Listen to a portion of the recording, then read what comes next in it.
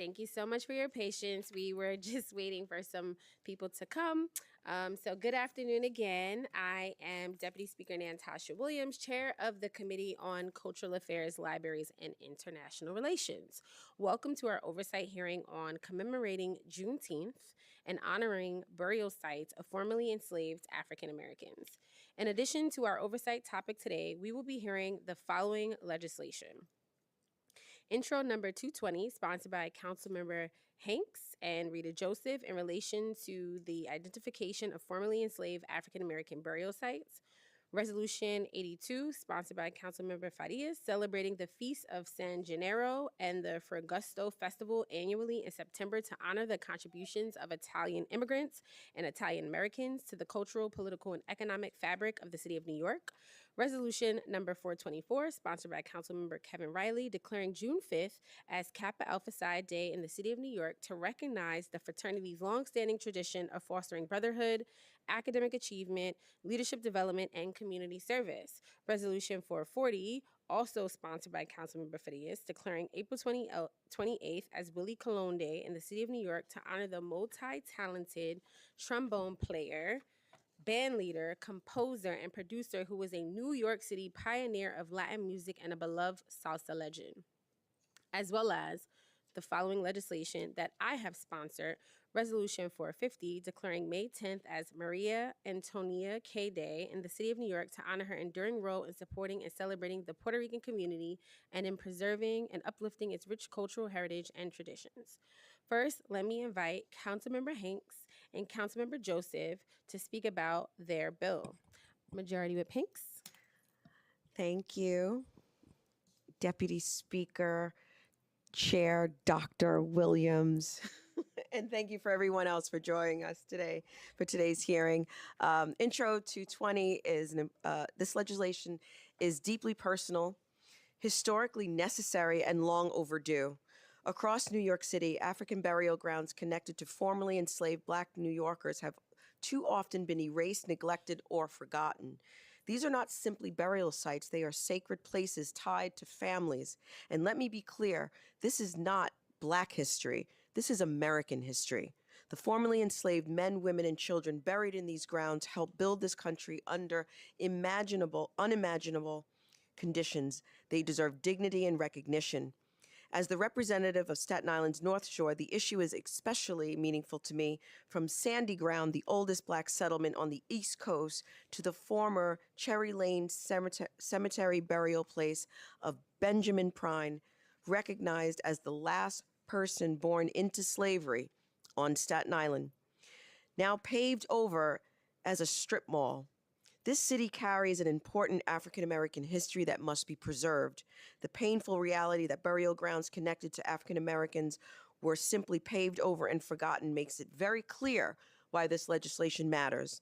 I want to thank the scholars, the historians, the archaeologists, and preservation advocates doing the important work of ensuring these stories and the people connected to them are never forgotten. I want to recognize Dr. Elizabeth Mead of the Professional Archaeologists of New York City, Heather Quinlan, who is here today to testify, president of the Northeast Corridor Freedom Network, and the many individuals committed to preserving this history. Intro 220 is about recognition, education, accountability, and the preservation of those sacred spaces for future generations. Our history cannot be paved over.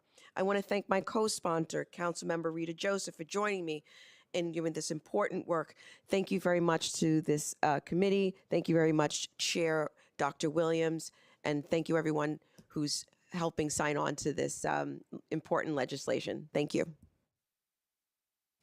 And before Councilmember Joseph goes, I also just wanted to add that this hearing was because of her advocacy to make sure that we were talking about African American burial sites. So I just want to thank her for her advocacy.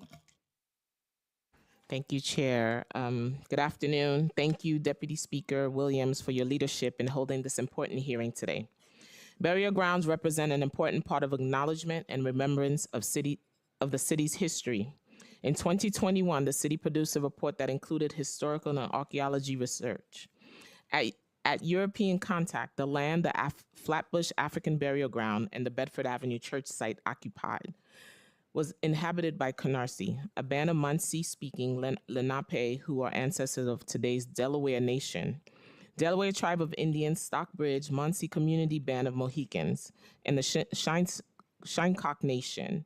In 1800, between 70 and 80% of all Flatbush families enslaved at least one person. When enslaved people in Flatbush died, most were permitted to be buried in the cemetery of Flatbush Reformed Church, which was founded in 1654, and was the only church in Flatbush for a long period. At an unknown time, as early as the 17th century, after the Dutch arrived, a separate burial ground for people of African ancestry was established on the land of Flatbush Reformed Church, owned at what is now the intersection of Church and Bedford Avenue. Historical documents established that it was used for new burials through at least 1810 and possibly through 1840. Now more than ever, we have the responsibility to preserve burial grounds citywide, focusing on three important pillars: importance of burial grounds, importance of preservation, and ensuring council continues oversight. Thank you. Thank you, Council Member Joseph and Majority Whip Hanks. Let me just say a few words about my resolution, which celebrates the work of Maria Antonia Kay, finally known to everyone as Chonita. Born in Puerto Rico, she came to New York City as a teenager and began working as a factory seamstress while designing, making, and selling dresses through her own home-based business. Eventually, she was able to buy the building where she lived and still lives on the south side of Williamsburg. And in 1973, she incorporated a Caribbean baseball team in her now famous Caribbean Social Club, popularly known as Tonitas. Her club has long served as the social and cultural center for the Latino residents of her neighborhood, and occasionally for those from outside the neighborhood, like Bad Bunny. You might have seen her featured in her friend's 2026 Super Bowl halftime show when she brought a bit of Brooklyn to Bad Bunny's tribute to their beloved mutual Puerto Rican culture and heritage. Tonita is truly one of a kind. Now, let me say a few words about my colleague, Councilmember Riley's resolution declaring January 5th as Kappa Alpha Psi Day in New York City. Over the past several years, the Council has passed resolutions celebrating the work of the National Panhellenic Council, which is a coordinating body of Black Greek letter organizations of college-educated women and men committed to community awareness and action through educational, economic, and cultural service activities. The 4 sororities and the 5 fraternities that make up the National Panhellenic Council, or affectionately known as the Divine Nine. So far, the council has recognized the work of 3 of the sororities, all of which have city council members as members. Delta Sigma Theta, which is my sorority, and which I am very proud to be a member of. Sigma Gamma Rho, which is Councilmember Joseph's sorority, and which she is equally proud, I'm sure, to be a member of. And Alpha Kappa Alpha, which, as many know, our former speaker was an AKA, as well as Councilmember Farias. However, Kappa Alpha Psi is the first fraternity we have recognized. Not surprisingly, Councilmember Riley is a proud member. So 4 down, 5 to go. And finally, a few words about our oversight topic. In addition to the African Burial Ground National Monument, the federally operated visitor center with exhibitions and outside memorial located on Broadway near City Hall, burial sites of formerly enslaved African Americans have been found throughout New York City. They include the old town of Flushing Burial Ground, Flatbush African Burial Ground, Harlem African Burial Ground, Inwood African Burial Ground, Hunts Point Slave Burial Ground, Cherry Lane Cemetery in Staten Island, and the site of the Brooklyn Public Library's New Lots Library. Each of these sites have long histories, sometimes dating to before the Civil War and sometimes dating to before the Revolutionary War. Each of these histories is worth telling, remembering, and preserving. And without thoughtful and intentional preservation, these important sites risk being neglected, forgotten, or even destroyed as the city continues to change, grow, and develop. We look forward to learning more about some of these histories in this hearing. We also look forward to discussing how to preserve them.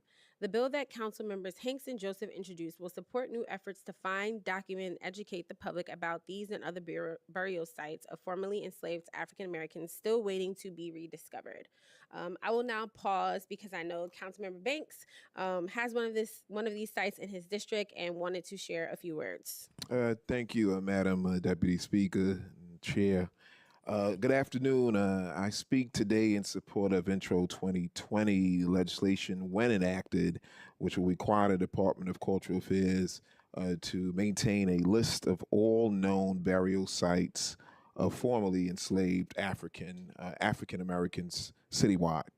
In addition to also developing and implementing a plan to locate any currently unmarked burial sites for formerly enslaved African Americans citywide. This bill will also require the DCLA to notify elected officials when a burial site has been located in their district, in addition to developing an educational campaign to inform the city residents about these sites, while additionally creating and maintaining an interactive map of the burial sites on the DCLA website. For my district, this is not only practical, but it's personal. The New Lots branch of the Brooklyn Public Library in the East New York district of the 42nd Council District, which I represent, is currently undergoing a multi-million-dollar renovation.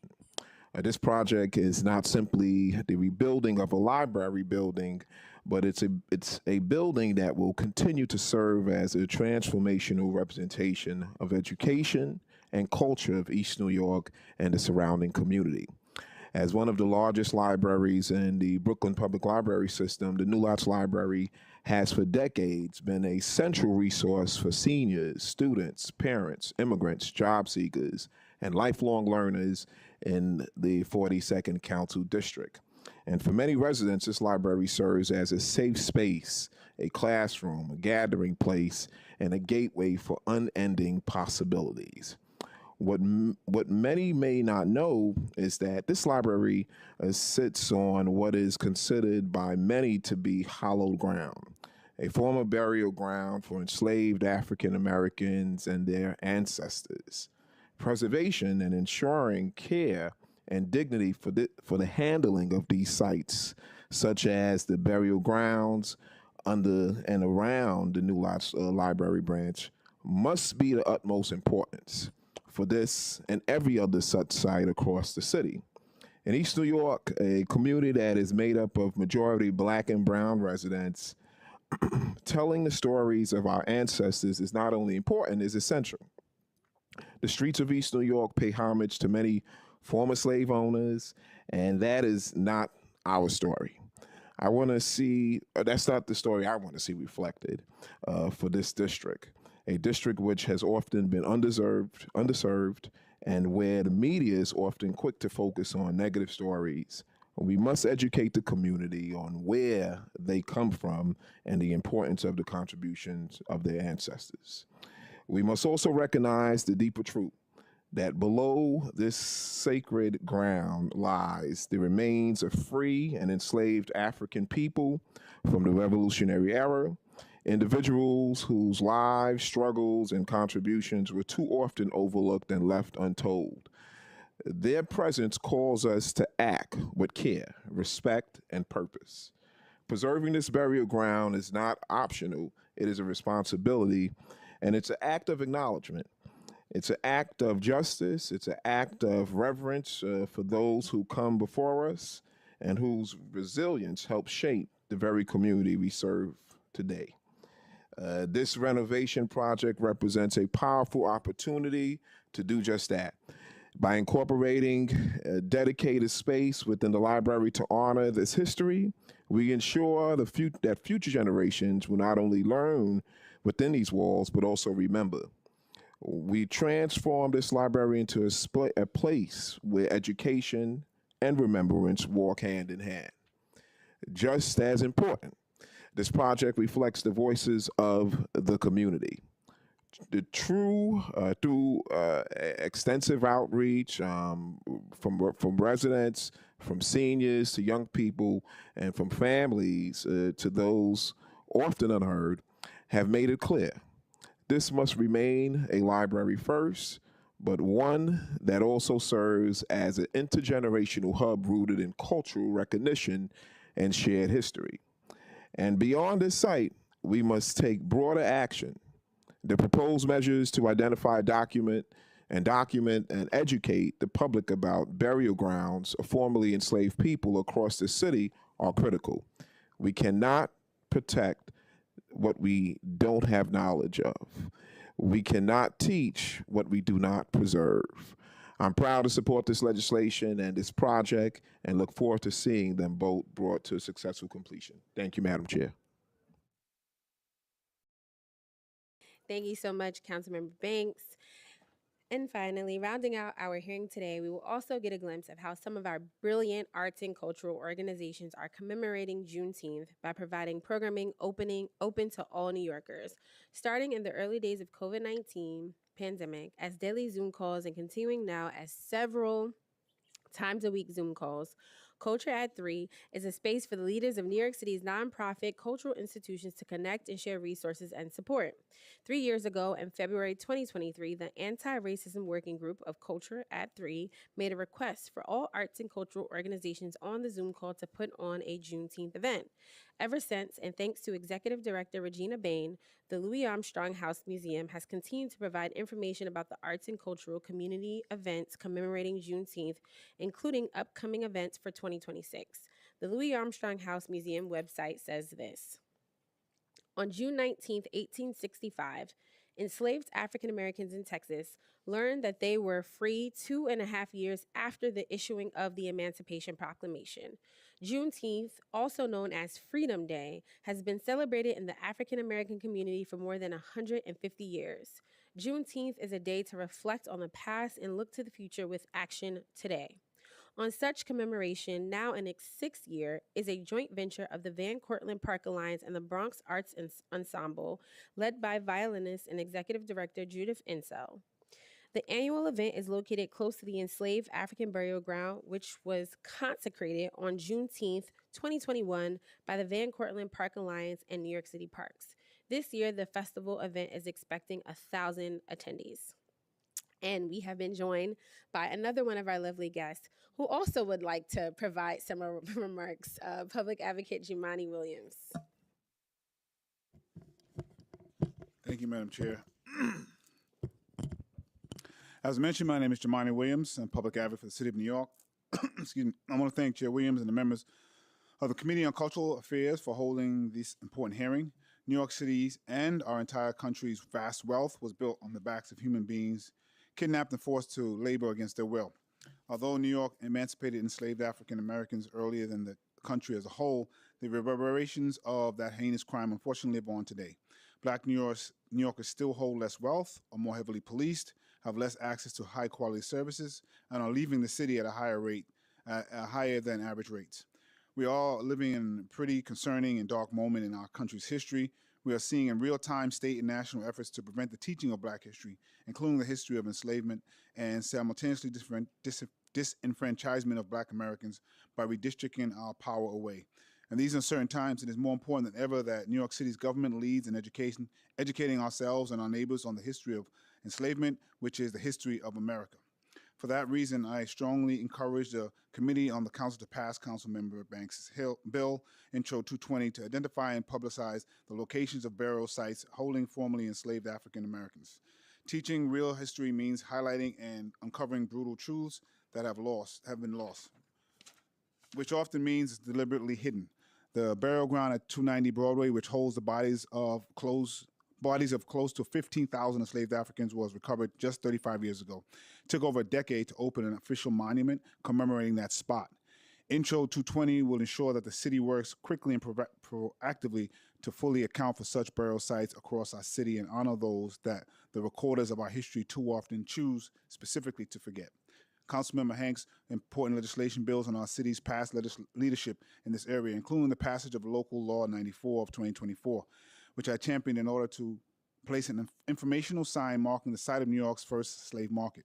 Intro 220 is a vital step towards ensuring New Yorkers are equipped to understand how slavery shaped our city. In order to learn the past, we have to first acknowledge it. I also want to highlight the fact that there is a chain at the bottom of the foot of the Statue of Liberty. They put it there as this was supposed to be a gift to celebrate the freedom that was given, but they didn't want it. And so they hit it on the foot. It's still there for anyone who wants to see it.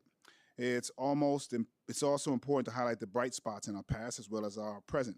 To that end, I'd also like to express support for bills from Councilmembers Farias, Riley, and Williams. Resolution 82 will celebrate the immense contributions of Italian New Yorkers by recognizing the Feast of San Gennaro and the Ferragosto Festival by declaring April 28th as Willie Colon Day. Resolution 440 highlights the musician and community leaders' resounding cultural impact here and across the globe. Designating January 5th as Kappa Alpha Psi Day, as Councilmember Riley's Resolution 424 does, will rightfully spotlight one of the nation's oldest Black Greek letter organizations and its many contributions to our city. And last, but certainly not least, I'm proud to support Resolution 450, creating Maria Antonia K. Day on June 20th to honor Donita's 50-plus years effort to uplift the Puerto Rican community in Williamsburg and beyond.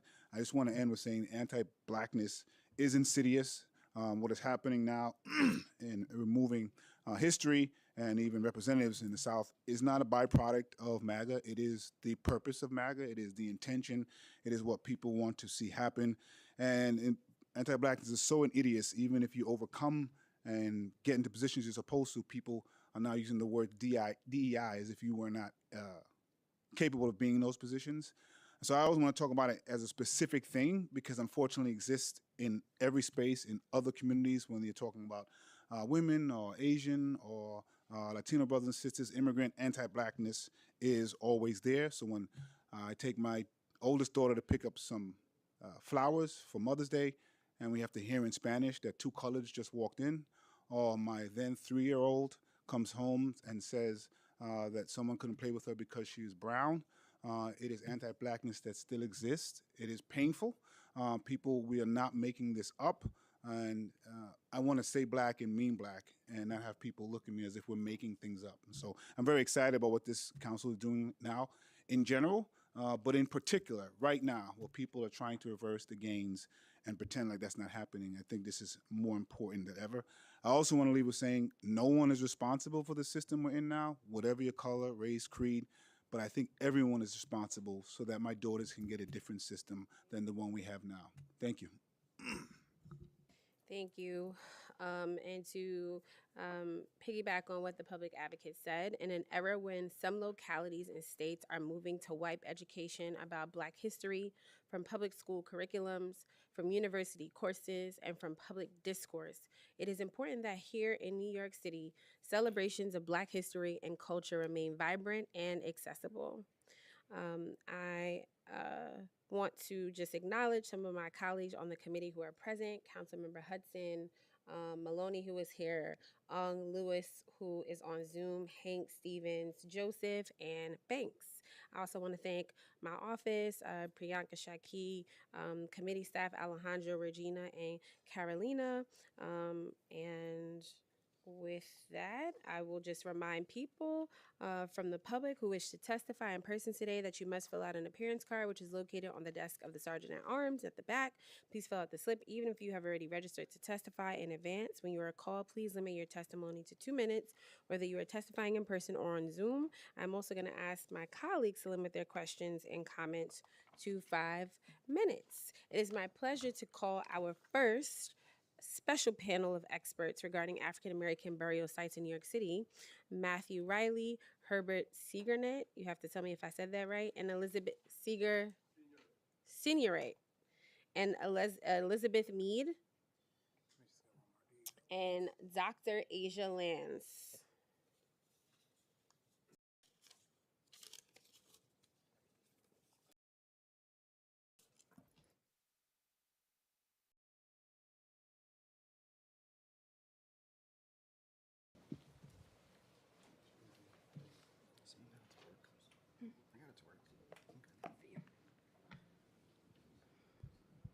Yeah, you can just restate your name for the record, and whoever wants to start first.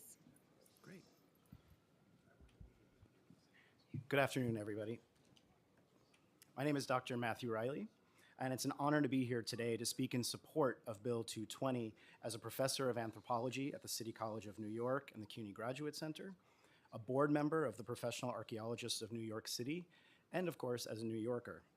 As an archaeologist of the African diaspora with over 15 years of experience working in the United States, the Caribbean, and West Africa, I, in no uncertain terms, fully support the spirit of this bill. You'll soon hear from my colleague, Dr. Mead, who will describe the incredibly rich history of sacred Black burial sites across our city and the ongoing threats they currently face. But in my very short time, I implore you to consider the unparalleled opportunity that this bill offers in the midst of a crisis unfolding beyond the borders of our city, and encourage you to lean on the expertise of city archaeologists and community stakeholders. Black burial grounds continue to be neglected and threatened across the country and throughout the African diaspora. Development and climate change paired with a lack of proper and enforceable legislation often renders communities powerless when sacred sites are rediscovered, disturbed, or destroyed. In Barbados, where I've conducted archaeological research for over 15 years, a plantation burial ground was uncovered through academic research over a decade prior to the rediscovery of the African burial ground right here in Lower Manhattan. Currently, a massive monument is under construction at this Caribbean site that promises to be a global beacon for honoring such sacred spaces. The Heritage Park is in part inspired by our nearby national monument at the African burial ground. I bring this up because sites of the African diaspora, especially burial grounds, are receiving heightened attention on a global scale. And yet, they remain some of the poorest documented and least protected, including in the United States and our city. Knowledge, awareness, and transparency are of course paramount to the proposed bill, as it can play an outsized role in how sacred sites of the African diaspora are documented. We should remember that federal legislation, specifically the National Historic Preservation Act of 1966, led to the rediscovery of the African burial ground just a stone's throw away from where we sit today. My international colleagues regularly point to this legislation as a source of inspiration, lamenting that no such law exists in other African diasporic contexts. While the legislation required that archaeologists assess the site, it couldn't prevent the initial unethical treatment of human remains as archaeologists raced through the work under pressure from developers.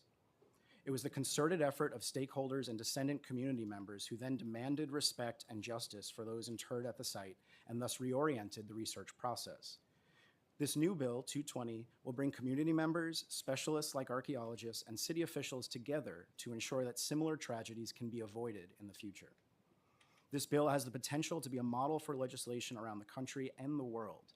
With that said, I implore you to harness the expertise of specialists who know these sites and their histories, who work closely with communities, and who can offer guidance on not only how to properly acknowledge these sites, but protect them for future generations and honor those interred in the soils beneath our feet.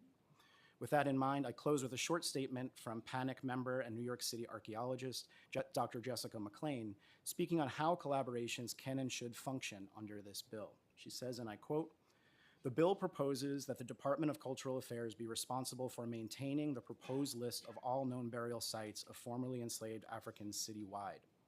The Landmarks Preservation Commission and its Department of Archaeology already maintain lists and maps of archaeological sites in the city, including burial grounds, and are charged by the city with the regulation and safekeeping of these sites and resources.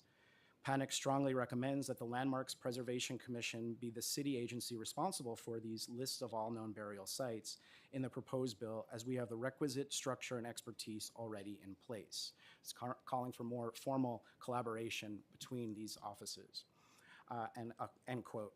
And with that, I thank you for all your time, and I turn things over to my colleague, Herbert Signoret. Thank you, Matt. Good afternoon, and thank you for giving me the opportunity to speak before the committee. My name is Herbert Signoret, and I'm the Director for Academic Advising at the Coram Power School at the City College of New York. I am also the Associate Director for the Institute for the Exploration of Seneca Village History, and it is in this capacity that I lend my support to Bill 220. I have over 25 years' experience working on archaeological sites in both New York City and New York State and the Caribbean. I am also a member of the Society for Historical Archaeology and the Society of Black Archaeologists. My interest in archaeology as a profession began with the rediscovery of the African burial ground, not too far away from here. during the construction of the Foley Square Federal Building at 290 Broadway. It was then that I truly understood the power of material culture in giving a voice to communities that had long been silenced. The rediscovery of the African burial ground highlighted the importance that enslavement played in the Northeast and in New York in particular. It also demonstrated the significance of the site to the descendant community, whose role in saving it from destruction cannot be ignored. I will leave further discussion of New York City sites to Dr. Mead and focus instead briefly on Seneca Village. Seneca Village was established in the 1820s as a free black settlement. Documentary sources indicate that by the mid-1850s, it was a thriving community with a population of over 260 people. Approximately two-thirds of the residents were of African descent, while the remaining residents were primarily European immigrants and Irish. The community included a school and three churches. This thriving community was eventually destroyed to make way for the creation of Central Park through one of the earliest uses of eminent domain to acquire private land in New York City. An August 11, 1871 article in the New York Herald mentioned the discovery of two burials in the newly created Central Park near 85th Street and 8th Avenue.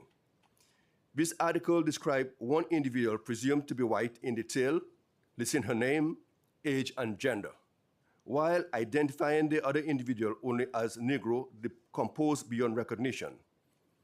There is no mention that a thriving community had existed there only 15 years earlier. Silencing of this community's history is evident in this omission. Prior to the creation of the Institute for the Exploration of Seneca Village History, Cynthia Copeland and Grady Turner curated an exhibit at the New York Historical Society. Much of their work was based on the book The Park and the People, which included a chapter on Seneca Village. Central to the exhibit was the role of the village's three churches, the AME Zion Church, the African Union Church, and the All Angels Church. All three churches had burial grounds associated with the lots they purchased.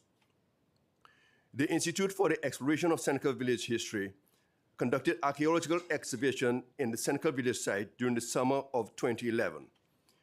Preliminary research on the site had begun more than 10 years earlier through documentary research.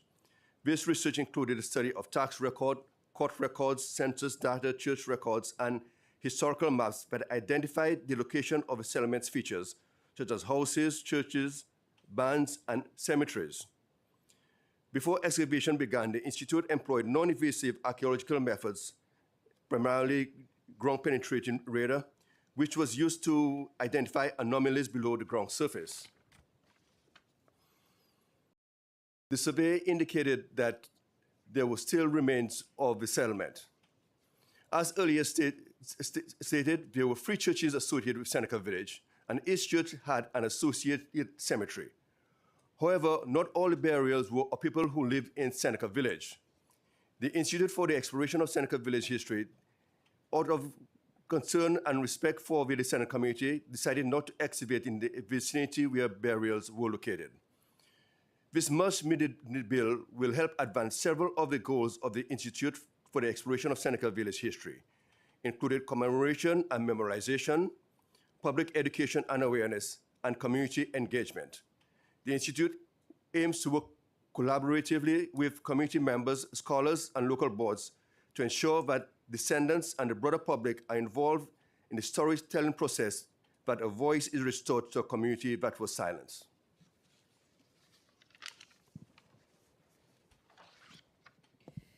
Good afternoon, and I share my colleagues' thanks to the committee for allowing us to speak to you today. I am Dr. Elizabeth D. Mead, an urban historical archaeologist who's been documenting the cemeteries of New York City for more than 2 decades. As an archaeologist with the consulting firm AKRF, I have in recent years served as the lead archaeologist for the archaeological investigation of the Inwood Sacred Site, a burial place for enslaved Africans and indigenous ceremonial site, and I currently serve as the deputy principal investigator for the archaeological investigation of the Harlem African Burial Ground. My doctoral dissertation, completed through the CUNY Graduate Center's anthropology program, involved the documentation of more than 500 current and former cemeteries across the 5 boroughs, more than half of which were redeveloped with or without the removal of the human remains buried within. New York City's archaeologists have been documenting cemeteries associated with enslavement and the African diaspora for decades. It is a common misconception that the African burial ground in Lower Manhattan was inadvertently discovered by construction crews, when in fact it was discovered by archaeologists who were on site looking for traces of the cemetery. A new generation of urban archaeologists is currently working with city agencies, community groups, and descendant communities to reclaim the burial places of enslaved people across New York City, including at the Inwood Sacred Site and the Harlem African Burial Ground in Manhattan, the Flatbush African Burial Ground and Sankofa Park Burial Ground in Brooklyn, the Hunts Point Enslaved Persons Burial Ground and Van Cortlandt Park Enslaved Persons Burial Ground in the Bronx, among others. The Professional Archaeologists of New York City, or PANIC, therefore support this proposed legislation, which will help to increase the public's awareness of the locations of sacred sites and help descendant communities reclaim sacred spaces associated with the remains of their ancestors. Passing legislation that brings these sacred places back into dialogue with present-day New Yorkers is an important first step in righting the wrongs of the past and ending the cycle of violence perpetuated by allowing burial places that were historically disrespected to continue to remain unacknowledged. To paraphrase from my own dissertation, one of the most potent reminders of the horrors of the enslavement of Africans and individuals of African descent in New York City's history is the lack of documentation of their burial places. The burial site that is now known as the New York African Burial Ground is one of the most well-known cemeteries for enslaved people in the modern United States. Its designation as the African Burial Ground may give some the false impression that it was the only site in use for the interment of New York City's enslaved population. However, it was one of many such burial sites. An untold number of burial places for free and enslaved people of African descent were never recorded, and for many others, only limited documentary information is available. New Yorkers of African descent represented between 1/10 and 1/3 of the city's population over time and experienced higher mortality rates in general. And yet, the number of documented cemeteries in use exclusively by individuals of African descent before statewide emancipation in 1827 represents less than 4% of the documented burial places known to have existed.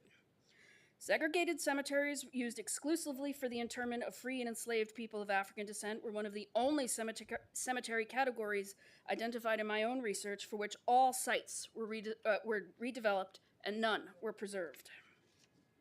As such, the city that never sleeps was quite literally constructed on top of the bones of those whose stolen labor built it. Bills offering legal protection to cemeteries are critical in any city where the combination of increased population density and the fast pace of development frequently results in the discovery of seemingly forgotten or abandoned human remains on construction sites. However, legal protection is even more critical for burial places associated with enslavement, as those sites were often intentionally treated without regard for basic human decency. Colonizing forces in what is now New York City mandated the segregation of cemeteries in 1697 and passed numerous laws in the 18th century that placed restrictions on Black funerals designed to prevent resistance against enslavers. These laws restricted funerals for enslaved people to certain times of day, placed limits on the number of mourners allowed to be in attendance, and banned certain funerary customs. These laws also resulted in enslaved people lacking the legal or financial means to protect their ancestors' burial places. Many narratives surrounding enslaved burial places suggest that they were redeveloped after being forgotten. However, I argue that it is more important to say that they were ignored. Outside of the landmarking process, New York City presently has no laws that protect former cemetery sites from as-of-right development on privately owned land until after human remains are disturbed. Similarly, the New York State Unmarked Burial Site Protection Act, which went into effect in 2023, applies only after human bones have been encountered during subsurface activity. New York City environmental review legislation allows for properties to be assigned so-called E-designations pertaining to air quality, hazardous materials, and noise as the result of zoning actions, providing a mechanism to force developers to complete additional pre-construction testing and analysis once a rezoning has gone into effect. However, no such mechanism exists to protect sites with documented archaeological significance, including burial places. The laws in place to protect human remains after they are disturbed rely almost entirely on construction crews to promptly and honestly report that they have encountered human remains or suspected human remains. Therefore, while Panic is in full support of the proposed legislation, we would also encourage the City Council to explore ways to pass legislation that will at long last provide protection to known burial places before they are disturbed. Thank you for giving us this opportunity to speak to you today, and we welcome your questions later. Dr. Lands? I will be brief. Thank you for having us here. My name is Dr. Asia Lands, and I'm an assistant professor of anthropology and Africana studies, currently at Johns Hopkins, but home is New York, and that is where all of my research is based. I currently consult with AKRF on bioarchaeological projects. So I work specifically with human skeletal remains and focus on ancestors who were members of the African diaspora. But I guess the point I want to make is to reinforce that we should be protecting these sites so that people like me are irrelevant. I've spent the past couple weeks going through the remains of ancestors who were recovered from the Harlem African Burial Ground. I would prefer that these ancestors never have needed to come out of the ground in the first place. And I would also recommend that we think more broadly about which cemeteries we are protecting. So I think rather than cemeteries with enslaved people, it should be broader, it should be Black, it should be African and African diaspora, something along these lines. Because, you know, as we know, slavery may have ended, but and so because of the history of segregation of Black burial places, it is very likely that there are cemeteries that perhaps post-date enslavement, but are Black cemeteries. Or there are existing cemeteries wherein the Black folks were buried in a different part of it that often ends up being ignored. So yes, I would just like to make the pitch to think about this more broadly and to also, again, think of legislation that stops, you know, developers from disturbing these burial grounds anyway if we know that they existed there. Thank you. Thank you. Just a few things. I wanted to share that the council, we did a Juneteenth package that called on the Commission of Racial Equity to do reparations and truth and reconciliation. And I was texting her as you were speaking because they actually have a current application out. They are recruiting for like researchers to come and work with them. It is a 1.2 million grant. The deadline is coming up pretty quickly, but just encouraging you all because you clearly have the expertise, and a part of why we passed Truth and Reconciliation and Reparations is to uncover the many things that you all are researching, so that the city can acknowledge harm, because there was harm done in Seneca Village. So I just want to put that out there, and I will make the connection. I'll work with committee staff to make the connection with Linda Tagani, so you can be connected to the work that we have instructed her commission to do. I also just wanted to acknowledge someone who we have in the room in her official capacity as General Counsel of the New York State Community Commission on Reparations, India Sneed Williams. So people are very interested in this topic. And I'm hoping folks can connect. She can raise her hand so you can see who she is. And hopefully you all can connect with her as well. So my colleague who had to leave, who was the bill sponsor, one of the questions she had, well, actually, you know what? Let me take a step back because this is probably for DCLA. What types of burial places existed for free and enslaved people of African descent? And anyone can answer. Yeah. It. So in New York City, there were generally three,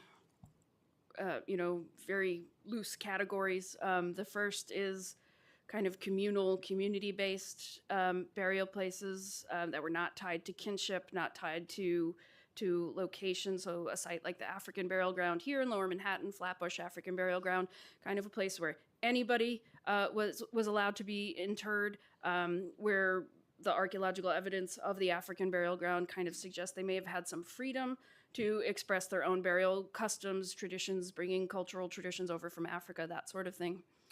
The second type is less well documented. We know less about it, but it's essentially burial places that would have occurred on private property, on farms, by the enslavers. So they would have interred the people whose stolen labor worked the land on the property. Many of them often maintained family cemeteries as well, and the enslaved people were buried either around the family cemetery, adjacent to the family cemetery, or somewhere else on the property. And then the third kind of general category, as Dr. Lanz alluded to, really continues past the period of enslavement, and it's where formerly enslaved people were interred later in the 19th century. Churches took over the role of a lot of burial practices. There are quite a few AME churches throughout New York that maintain burial places, as Herbert mentioned, in Seneca Village. But it really continues well beyond that. Even the patterns of segregation in New York City burials continues into the 20th century. There are predominantly Black cemeteries that were established to provide burial places to the people who were shut out of the city's other cemeteries. So as Dr. Lanz mentioned, it's kind of hard to capture all of the burial places where formerly enslaved people may have been buried, because there were so many that were really just more African diaspora related cemeteries rather than being linked specifically to enslavement. And how are free and enslaved people of African descent prevented from protecting their burial places?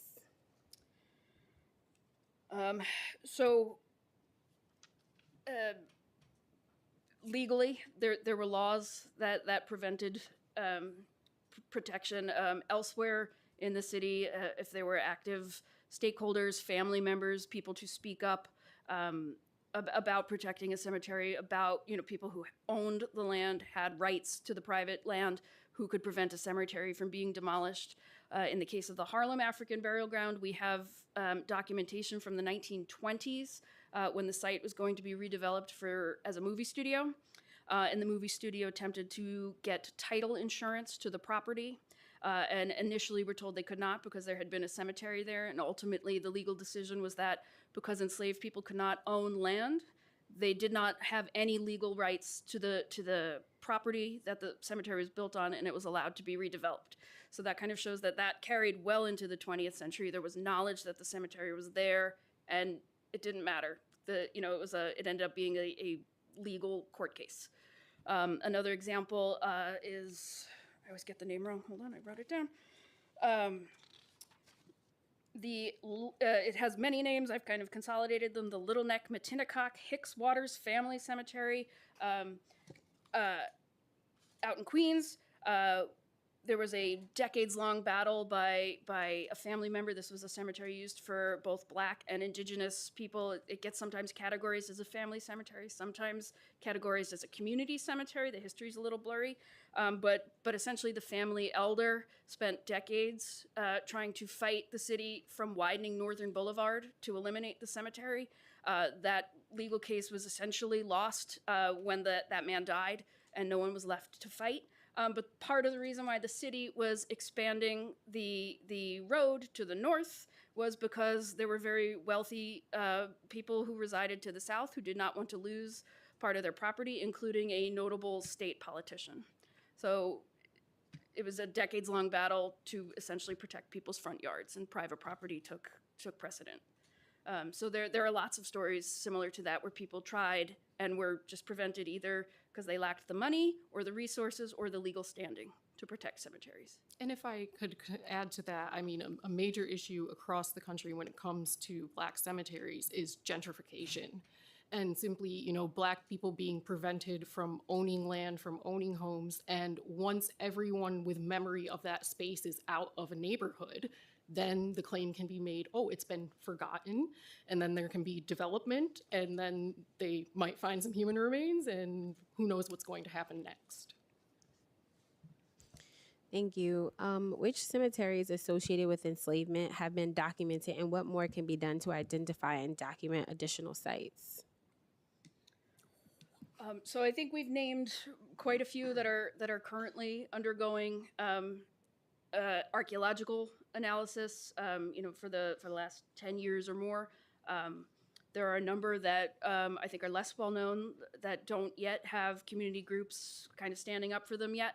My dissertation, I have a map at cemeteriesofnewyorkcity.com, nyc.com, where anybody who's interested can look for some other examples. There are a number, in addition to Seneca Village, there are a number of AME church cemeteries throughout New York City.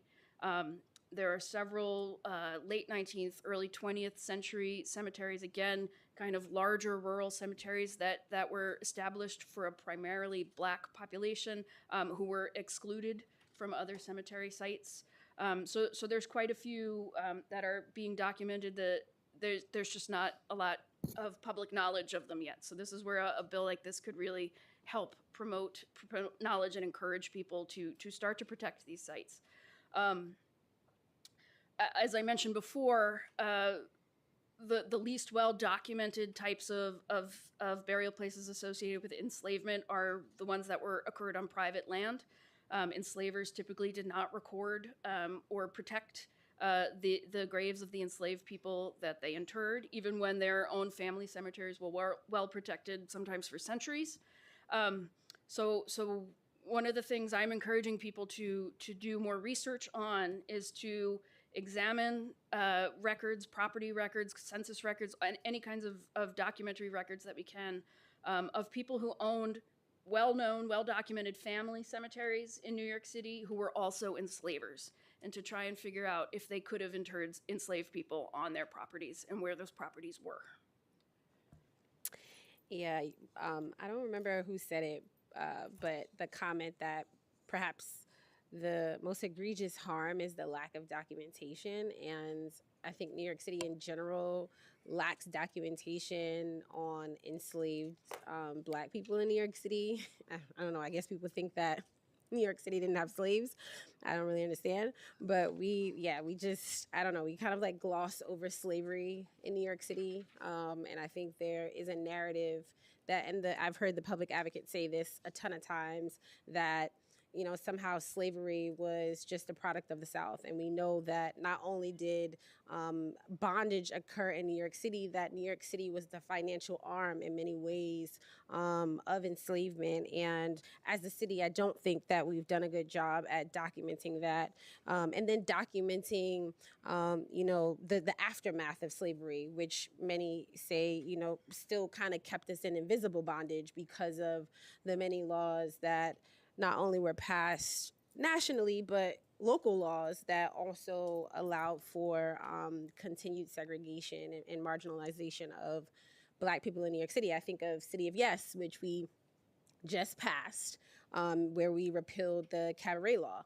And that was specifically a racist law that was prohibiting a lot of Black establishments from having certain types of activities because of the fear of white people and Black people partying in Harlem. And so, up until just a few years ago, we're still working to undo a ton of harm. And I really do believe, and I'm hopeful that through our reparations work, our truth and reconciliation work, the fact that the charter mandates required the mayor's office to have a mayor's office of equity and racial justice to produce racial equity plans, that we can start the process of at least telling the truth. Because I don't think we tell the truth in New York City. Councilmember Joseph, I don't know if you have any more questions. I do. Thank you so much, Chair Williams. So I am part of that story you talk about. So Flatbush African Burial Ground lives in my district on Bedford Avenue in Church, and it was built on. The remains were taken. It was the first public school, then it became a yeshiva. And then in 2019, as I was running for council, we discovered it. A rediscovery of our ancestors. But so many was taken away already. It pains me every time I talk about that, the manipulation of the land, turning up the soil, the digging of the soil of the ancestors. I think we're still working with, I believe, Howard University to get that back. We're in the process of memorializing that space, but it's harm. A lot of harm was done to that space. That's why we celebrate our Juneteenth. We came together to do a GPR because we wanted to see if there was any remains there. And we brought social workers and therapists in case we found anything that day to make sure that community members were good. So my question is, when a burial ground is discovered, will it be demarcated or otherwise? How do we continue to preserve that space for generations to come? Because they were going to build another housing site. It was set up for housing. And we were like, not on our ancestors' bones. We cannot do that. So community was up in raw. At the time I was a candidate, and I was also an educator that walked by that site for 22 years to go and teach New York City public schools and never knew or had a clue that this was one of the African burial grounds in the city. And so now I've been gifted by the ancestors to memorialize and do right by them. So we want to make sure that, how do we maintain them? When we find others, how do we also have funding, right? Everything takes place with money. I don't care what we say. Everything has to move with money. So how do we continue to memorialize them as we're rediscovering them? Because they were here. Everybody just glossed over it like it never happened. How do we continue to memorialize them as we find them? How do we put funding to make sure the council is also funding this? This goes hand in hand with money. I did go visit Sankofa in East New York, and that's what inspired the work to do with parks. I think LPC, it should be interagency conversations, not just one. It should be LPC, DCLA, whoever else can come in, even New York City Public Schools. These things should be in New York City Public Schools history books.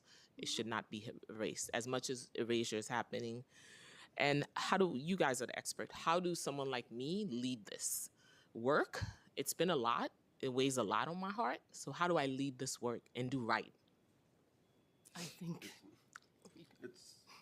It's long term, and as the African burial ground showed us, the power of the community in mobilizing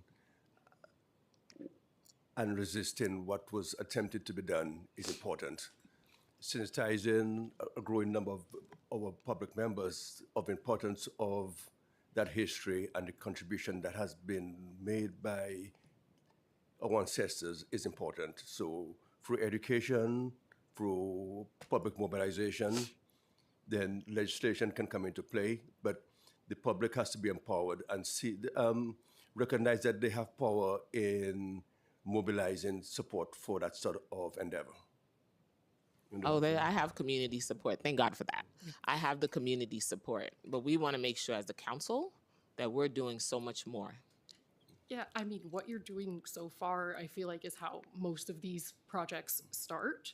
But I do think there are some good frameworks, like we don't have to reinvent the wheel. Right. There are a lot of places that we can look for people using different methods and how they're going about it. So, for example, there's the Black Cemetery Network that offers a lot of resources online. There's also, for example, I live part of the year in Maryland now. Maryland State has been doing some really interesting things around protecting Black cemeteries. Not that I don't know what happened with this, but a few years ago, the federal government had set aside $3 million, which isn't much, through the National Park Service that was supposed to go to, they would give out grants to people who were trying to preserve Black cemeteries. But I don't know that it ever materialized, because that's the other thing, is thinking, more broadly with federal legislation too. But yeah, it does take money, and I feel like a lot of what I see is real grassroots efforts, unless we can get folks to buy in who are working with the cities or states that we are and have resources, because it's you're asking a question that I think a lot of us are still struggling with constantly in these places, because it is so expensive, and you're somewhere like New York City where we have to balance the needs of living people with how we treat our ancestors, and that's never straightforward.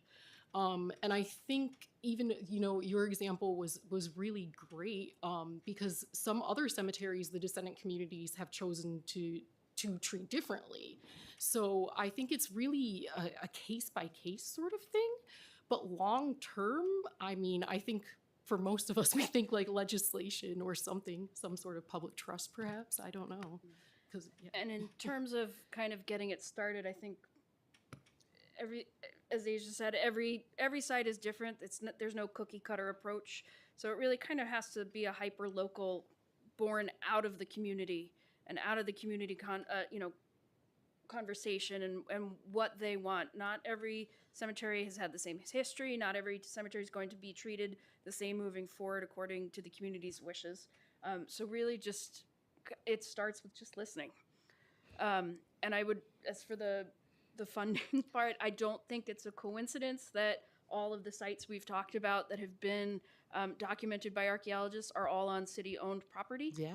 I think the struggle Interesting. with private private land owner rights are very strong, and it's hard to kind of find ways to. It's very rare where a private landowner is willing to engage in this sort of work. Yeah, because they, of course. Go ahead. One thing I would just quickly add, in terms of legislation, there is federal legislation to protect indigenous burial grounds around the country. That was passed in 1990, but no such comparable act exists for the protection of Black burial grounds. There's nothing prohibiting a city council from passing such a law, Right. but it would entail a lot of community engagement based on what Dr. Mead was saying about there's a lot of diversity in terms of how these burial grounds were constructed and what community needs might be.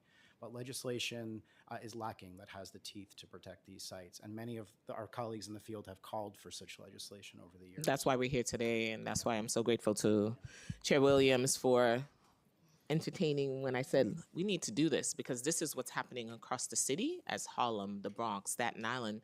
They're showing up. How do we show up for them as well and to preserve them and maintain them? What do you have a reasonable time frame for development and implementation of a planned survey? Where does that live? How do we do a survey, identify unmarked enslaved African burial sites? I know there's no timeline. I know it's as they come along. So lately, it's been how they're showing up, but we're showing up for them as well. By survey, do you mean the map that the bill is proposing? The map. How do we add more to it, and how do Yeah. we continue to build it? You have the foundation, so we just need to continue to build on it. Yeah, I would say just continued research. I often say, or said when I was doing my dissertation, the number of cemeteries I discovered by accident was not small. You just stumble through records and you find an offhand reference. So it's really just charging historians and archaeologists and scholars with paying more attention and looking for those kind of just offhand references and diaries and property records, things that just make casual references to a cemetery that can then be the jumping off point for more research. So that I think is the starting point, because otherwise there's no the same resources for preserved cemeteries don't exist for the ones that were redeveloped. So we're building this from scratch. Yeah. And I kind of like that idea. So we should have historians, archaeologists, and Archivists and genealogists. genealogists should also be on part of that team.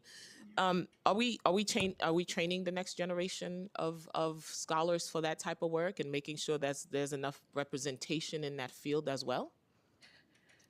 Excellent question. I try desperately, but I mean, archaeology, which in the United States falls under anthropology, is a very anti-Black discipline. In fact, the position I took was so that I could go into Black studies rather than stay in anthropology. So there's more of us with like the Society for Black Archaeologists and stuff, but it's that is a struggle that has been going on for well before me, for decades, trying to get more Black students into these fields. And also, I mean, part of the struggle is that I'm often arguing against science, with a capital S, wherein to many people, many of my colleagues, they still, if they were given the choice, would, excavate a cemetery for fun, for science, for knowledge. So that's a much bigger question, I would say. I don't know, Matt, you're a professor too, so, oh, I'm sorry. I think locally there are, of course, success stories, and I fully agree with Dr. Lanz in terms of the climate and inheritance of our discipline. Thankfully, in New York, we do have a successful pipeline of students of African descent who are eager and passionate about this work. Several come to us not knowing about any of this history and leave our halls of CUNY institutions wanting to pursue a master's degree or a PhD to become the next generation that can lead this charge. So there are folks out there. We just need to give them the task. I need to meet them. I'm also the higher education chair in the New York City Council, so I need to create that pipeline to make sure that representation does matter as we discover these. How many members do you have in your society? I just counted them the other day. Oh gosh, it's like 280. maybe? I didn't mean to put you on the spot. It's grown significantly when we first started. There's a handful right now. When we have the meetings, the rooms are packed right now. So, The society was only founded in 2011. yeah. 2011? Yeah. Wow. So we have a lot of work to We have, do. we have made a lot of inroads, but there's still a long way to go. Yeah, we do. When I teach Seneca Village, I try to make it engaging, have students become archaeologists. So rather than tell them about history, we give them primary source documents so they actually work with actual documents and see how history is documented, how they can tell a story through the documents that they are looking at. And every time they analyze it, I always see something different because the perspectives is always different. So most students come with an intention to pursue a certain career, but by showing them the possibility of different pathways, it gives them a chance to think of alternative career paths. My own example, I came to study architecture. I did a couple of years, and then with the rediscovery of African burial ground, I shifted from architecture to archaeology. So We need that shift. In your testimony, you talked about Central Park as one of the first towns. Is there any marking or celebration of the community that lived there that was driven out through eminent domain? There are plaques in place. The Institute for the Exploration of Seneca Village, Community Board 10, and the Central Park Conservancy work together to install plaques commemorating the site. So there are plaques denotating where certain individuals live, where cemeteries are located. But these are temporary. They have done work to extend the time that they're there. More work needs to be done in looking at how technology can be used so that when somebody maybe passes through the area by using the QR codes, you can get more information that is beyond what is on a plaque. That it was a thriving community, Yes, and they were driven out through eminent domain to build a park. I'm sure a lot of folks don't know that. Exactly. So, Chair, I'm going to pass it over to you, and then we'll. Thank you. Just one final question, and it really does sort of dovetail kind of out of what Councilmember Joseph said. Just as a council, any thoughts on what our role should continue to be in supporting future work in this area or in supporting the work that has already been done? Just from this hearing, what I'm hearing is is, the bill is relegated to enslaved folks, but that we might want to expand it. So just thinking about like future work or current work, how can we as a council support that? What do you think our roles can be? And I know that is a big question. So I also say that oftentimes real work happens after the hearing. So I do look forward to hopefully connecting with you all after the hearing as well.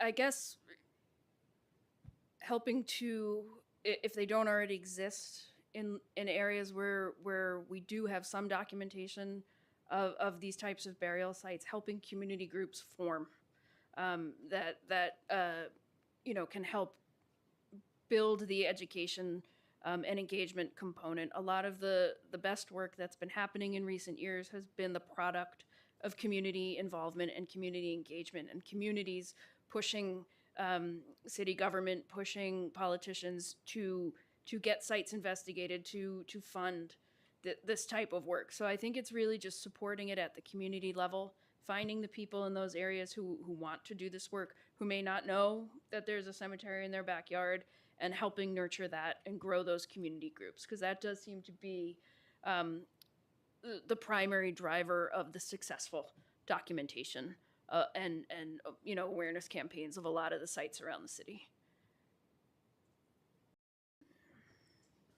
Well, thank you so much for coming and for traveling from afar, even though New York City is home. We appreciate you very much. And again, I know this will not be the last time we engage with you. And again, thank you so much for your personal interest in these topics, for doing the work that obviously needs to be done, often is not being done and overlooked. So thank you so much. Thank you. It's a pleasure.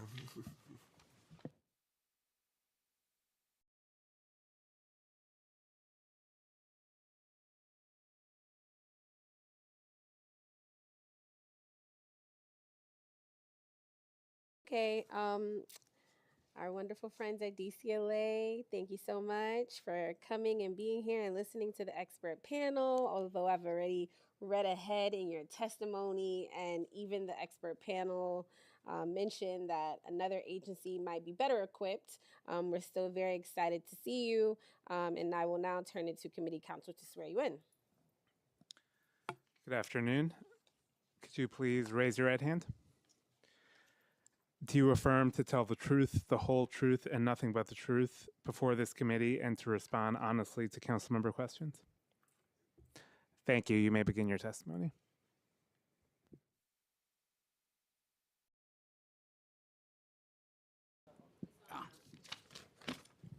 Sitting up here, I feel totally at a disadvantage. I just traveled from across the street, so it's good to be here, and it's good to see familiar faces. I'm going to read my testimony first and then take some questions. Good afternoon, Deputy Speaker Williams and members of the committee. I am Alton Murray, Deputy Commissioner of the New York City Department of Cultural Affairs. I'm here to testify in regards to today's topic, commemorating Juneteenth and honoring African burial sites of formerly enslaved African American. Juneteenth was made an official holiday in 2021. It was, for the past 156 years, after the last enslaved people were learned of their emancipation after the Civil War. It took a generation of advocacy for this historic milestone to be more broadly recognized. But 5 years on, we New Yorkers have embraced the opportunity to celebrate, reflect, and come together to continue the unending work of imagining a more inclusive and just society. The Department of Cultural Affairs is proud to support a wide range of organizations whose programming in honor of Juneteenth is as diverse as our city cultural sector. Our grantees bring in performances, workshops, exhibitions, and other community-driven programming for New Yorkers to engage. I'll give you a few examples. The Jamaica Center for Arts and Learning, also known as JCAL, will commemorate Juneteenth with art and film programming that examines the continuing journey towards liberation. JCAL Juneteenth programming will unfold across its campus and is free and open to the public. Black Spectrum Television will present theatrical programming examining the history and long significance of Juneteenth through dramatic performances and community dialogue. Studio Museum in Harlem will mark Juneteenth with a full day of workshops, gallery conversation, performances, and healing-centered programming rooted in Black artistic expressions and community care. Snug Harbor Cultural Center and Botanical Gardens and the Staten Island Community Alliance will present the 6th annual Juneteenth Freedom Festival. This day's celebration of food, music, and culture is a meaningful way to commemorate and honor the end of slavery in the United States while bringing the community together. Weeksville Heritage Center will commemorate Juneteenth with Liberation-centered talks, archival storytelling, performances, food vendors, and community gathering located on the site of the nation's first free black community. Weeksville celebration foregrounds black history, resilience, and cultural memory. The New York Botanical Garden will present programs exploring black ecology, foodways, healing gardens, and storytelling tradition. The celebration connects environmental education with the stories and cultural practices of the African diaspora.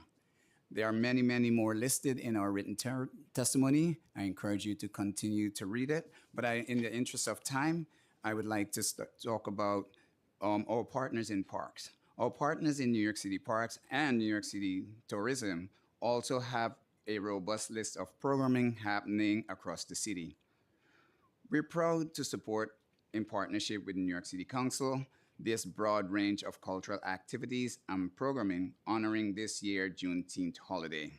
I'd also like to note that many organizations, especially Black-led organizations, have been celebrating Juneteenth in our city for many years before it became a federal holiday.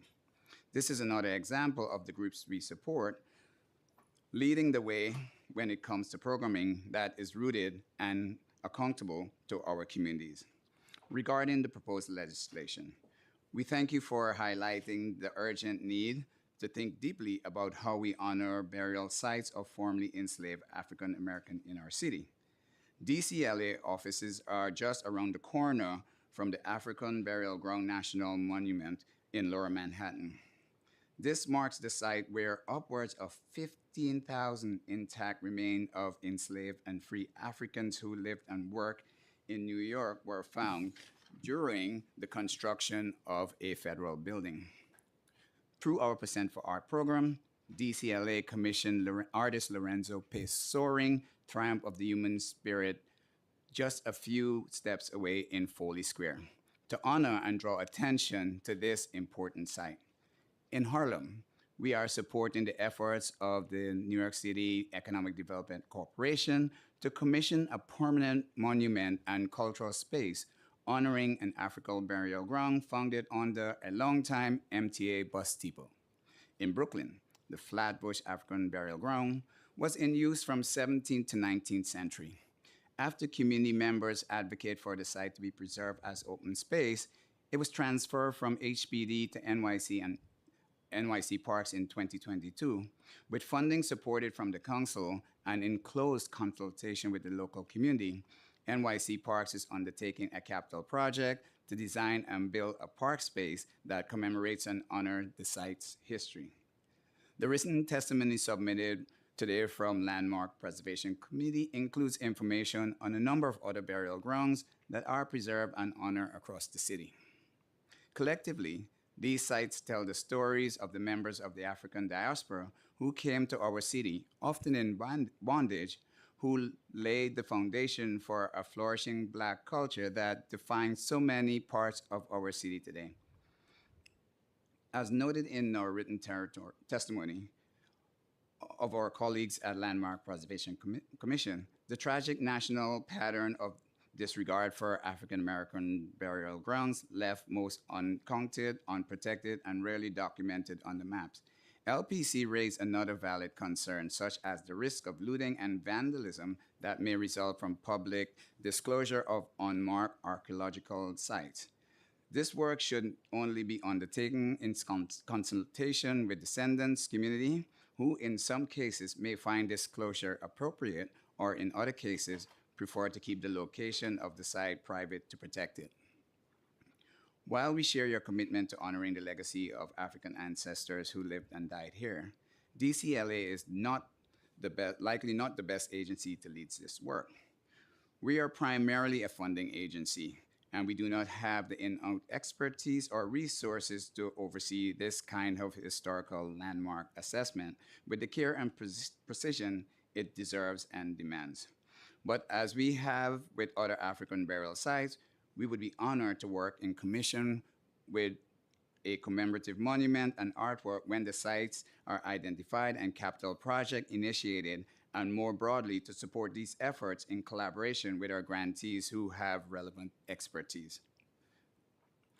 We look forward to further conversation about the best way to move, effective way to accomplish our shared goals for more fully honoring our and recognizing these sites. And the weeks leading up to Juneteenth offered an ideal opportunity to have this important conversation. Thank you for the opportunity to testify today, and I'm happy to take any questions you may have. Thank you. Actually, Dr. Mead, can you come back? Because I have a question for you. We did see the, thank you. We'll continue to look at LPC's testimony. It came in today? Yeah, Doing it came in okay. today, so we didn't have time to look at it ahead, but I know they have a whole section on looting and site disturbance. Do you think that is a valid concern? I'm sorry, can you say it again? So, LPC, the Landmarks Preservation Commission, submitted written testimony, and I know Commissioner Murray just mentioned this as well, that they believe that if we publicize where some of these unmarked sites are, that it may result in looting and vandalism. So I just wanted to know from your expertise if you think that is a valid concern. In some cases, absolutely, and that's always a concern in archaeology, and for a lot of our environmental review work, we do conceal the locations of archaeological sensitivity for anywhere where people can actually access, and someone couldn't go into Central Park and dig, sure. In other places, it's not likely. Sites that are under pavement, under buildings, then there's no real risk of that. Someone would have to get a backhoe out there, and that would be a very different story. So in some cases, absolutely, yes, that is correct, but not all. Okay, thank you so much. Commissioner, a question that the bill sponsor had, she wanted to know if her bill should explicitly authorize contracts and grants. I know you mentioned you're primarily a funding agency, so she was interested in knowing if the bill should be amended to explicitly authorize contracts and grants. It's not something we have discussed internally, and I can't see why it wouldn't be. We do have a peer review process, so grants are not evaluated internally. We have over 250 community members who are experts in arts and culture, not so much in heritage, who evaluate the proposals and make the determination of how the grants are funded.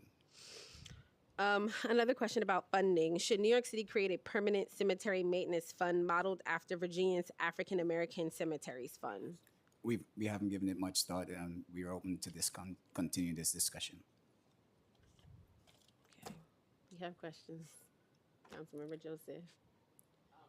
No, because we are going to need to, once we memorialize, for example, the Flatbush African burial ground, we will need some type of maintenance. How do we maintain and upkeep them so they are, not dilapidated and run down after a while? The sites that we have installed public art, we do build in an instances maintenance fund, because every specific site will have different challenges. To have a conversation that is so hypothetical that we can't really, your site may not require a public art monument. You may decide to go in another direction. So it depends on each project to have specific challenges that we would have to look at individually. Okay.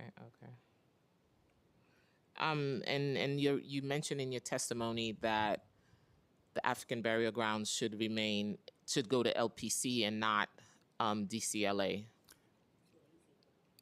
One of the experts mentioned that also as a possibility. Right, correct. We are not identifying any. This is such a big conversation. What we would really love to do is sit down and have a more thoughtful approach to this. We are not fully endorsing any one particular agency. It should be a collaborative process, but we don't think that the way we are structured and our expertise are equipped to manage and conduct and orchestrate this project, this initiative. Okay. Thank you. I have a question. It's probably pretty broad, and then I'll go more micro. Sure. Like in preparation for hearings, Yes. like what is the process? Because like when I hear you say that you haven't put any thought into it, it makes me concerned that there was no like due diligence and prep for the hearing. And I know sometimes we don't send the questions, which is something that I'll continue to remind our collective staff to do, because I do believe that it should be a fair exchange. Like, I expect you to have answers, but I know sometimes in order for you to have answers, like, we in turn probably need to share the questions. I don't know if that was the case. That's fine. If it wasn't, we didn't send the questions. Okay. Well, that I will have a conversation internally about that. But moving along, No, but I would like to just address that. It's not that this is such a big subject, and it's important to me as an African American that it's done right. But we cannot come prepared for a big discussion about something so big that we don't have the expertise to discuss in prep for a hearing. We need archaeologists and genealogists and all these people to be in the conversation. So that's why I said we're not prepared to have that big discussion. okay, thank you. Have you spoken to other agencies about this bill? I know you said you aren't endorsing one particular agency. Have you had any discussions in preparation for the hearing? Yes, we have What multi-agency. agencies? We talk to landmarks, preservation, we talk to parks. Okay. What has DCLA done to encourage Juneteenth commemorations, either by cultural organizations that it funds or by community groups? We continue to be an engaging partner in the Juneteenth initiatives. Referring back to testimony, I just read a few organizations that we support that are doing Juneteenth work, and the list is robust, and I encourage you to read it again. But we are a passionate supporter of the Juneteenth initiative, and we continue to look for opportunities to fund more grantees. With the new addition of $10 million added to the DCLA budget, we will be out there promoting opportunities for organizations who are very, very versed in doing this work to submit proposal for funding. And we encourage you to be a partner in talking to your community organizations who are doing this work to apply for a DCLA funded grant. We leave the work up to the experts who are doing it, and so we support them with funding.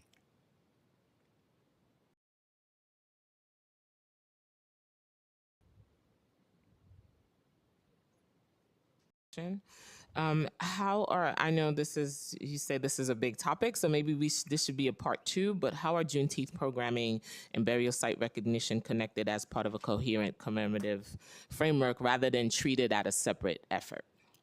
You see how I also questioned that this work should not just live in one agency, that it should be interagency. Okay. There should be parks, it should be DCLA, it should be LPC. Everybody will play their role. You'll carry the cultural part. They'll carry the preservation part. So each of these agencies will play a role. Absolutely. So repeat the question.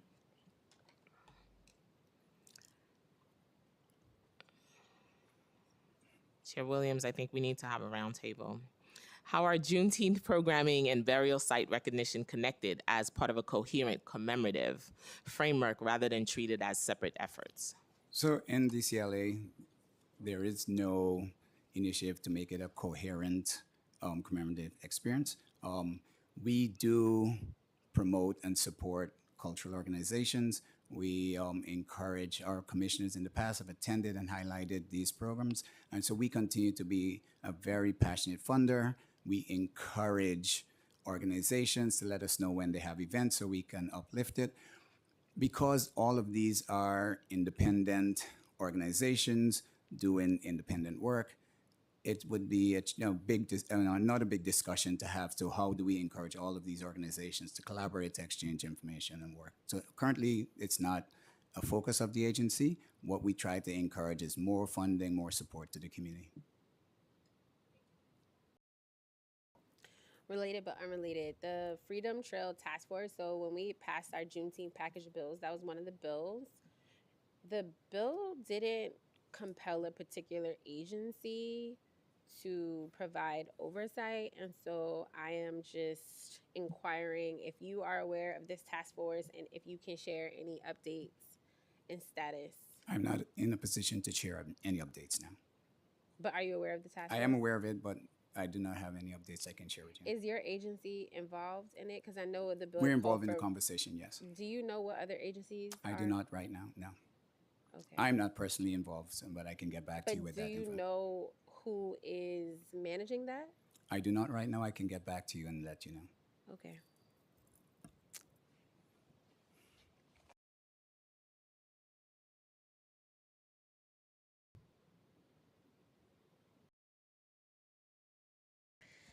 Okay, thank you so much. I will work on my end. I don't know why we have this policy where we don't send you stuff in advance. So I'm going on record and saying that I do not like that because I want you to come to the hearing with answers. But again, I recognize that if you don't have the questions, it's hard to produce answers. So I appreciate you being here. And like I said, I'm committed to figuring out internally how, at the very least, in my committee, we can share questions in advance. Because I think this is probably like the second time that I've had a hearing with DCLA, and it doesn't seem like you all have answers or have put any real thought into preparing for my hearing. But I appreciate you very much, and hopefully we can have a real conversation offline with respective agencies that would also, to your earlier point about you did have some conversations, might be good agencies to connect with around this topic. I do appreciate your perspective, but I'd also like to reiterate that we are a funding agency. We fund nonprofits organizations. We want to be a contributing partner to this conversation. And as a person of color, an African American man, I think it should not be decided in such a small amount of time. There should be more collaboration, more engagement. We are, DCLA, we are really passionate about this issue. We want to be a thought partner in this. We want our expertise to be valued. So when we come to the table and we present ideas, they're ideas with which we have lived with, we've thought through them, and it fits within our experts. We're great at funding. We're great at managing capital projects and giving our nonprofit partners the knowledge they need. But this particular heritage topic needs to be well thought out and addressed in a more deliberate way. Thank you for your time. I agree with you, and I don't think that I'm expecting the agency to come to a hearing with all of the answers, but I do expect that the agency come to the hearing with a pathway as to how they could potentially implement something of this nature and or provide a more robust reason as to why it might be challenging. And perhaps we should have, did we invite LPC? Okay, so perhaps we should have invited LPC or other agencies, because I do acknowledge that LPC's testimony is a little bit more robust on the issue of the bill, but we didn't call them, so maybe we should have called them. Happy to take responsibility for that. Yeah, we champion funding. I imagine LPC champion heritage work. So maybe there is a path forward with some funding and heritage work perhaps and parks and education. We all can get together and have a real meaningful, robust conversation so that all these sites can be identified and properly commemorated, hopefully with a really, really amazing public art installment. Thank you for your time. Thank you.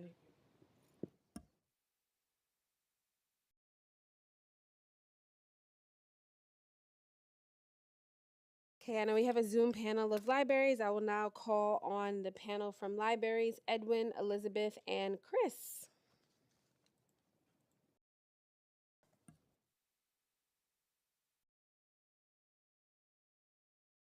Thank you. Good afternoon. My name is Edwin Maxwell, and I'm the Chief Librarian of the Brooklyn Public Library. So thank you, Speaker Menon, Deputy Speaker Dr. Williams, and especially Council Member Chris Banks for his partnership and leadership on the New Lots Library project. I have submitted my full testimony for your review, but there's a couple of things I just want to touch base on. Like many others have said, this project is deeply personal to me. Earlier in my career, I served as the branch manager of the New Lots Library, and I've spent years working alongside that community who deserves and they are excited about this state-of-the-art library. But before it was a library project, as Councilmember Banks said earlier, we have to remember that this is a sacred space The East New York African Burial Ground is the resting place of free and enslaved Africans buried generations ago beneath Sankofa Park and beneath the site that will be the new library. For years, that history lived mostly in fragments and community memory until local leaders Catherine Green and Eleanor Pickney helped bring it to full light through their research, advocacy, and persistence. Over the last 3 years, Brooklyn Public Library has engaged deeply with the community, and the message that we heard was clear. We have to honor the past while also celebrating the vibrant present and future of East New York. We also work closely with community members to develop procedures for the respectful treatment of any remains that could potentially be discovered during construction. The design team, Mass Design Group, Marble Fairbanks, and Elizabeth Kennedy Landscape Architect approached this work with tremendous care and thoughtfulness.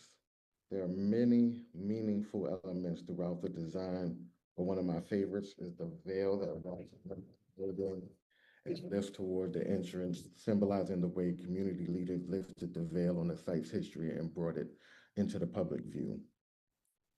Brooklyn Public Library is honored to steward this work, and I look forward to welcoming you all at the ribbon cutting in just a few years so you can experience the beauty and meaningfulness of this space firsthand. Thank you.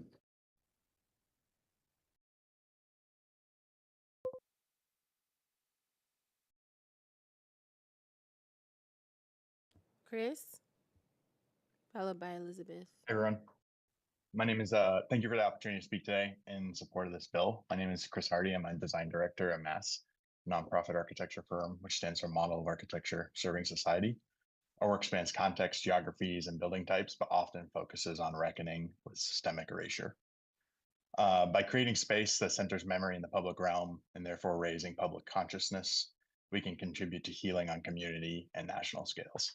We've had the privilege and pleasure to work towards that goal with our many project partners on the New Lots branch. The Brooklyn Public Library, collaboration with so many community voices, has led with commitment to this project's acknowledgement of the history of the East New York African Burial Ground. The branch will be located further west, respecting the burial ground, and Remembrance Plaza will unify between the library and the Sankofa Park sites and establish space for reverence. All of the contributions that have been instrumental in getting the project to this stage, and is an example of the hard work and dedication that's required to do this, to do projects like this. It is our hope that this project can serve as an opportunity for collective learning, reinforcing the mission of the library, a place to reconcile and a place to celebrate. It's our hope that honoring this burial ground is but a step on a journey, one that's much bigger than any one project. It's an opportunity for us to curate our collective future. Thanks for your time today. Thank you, Elizabeth.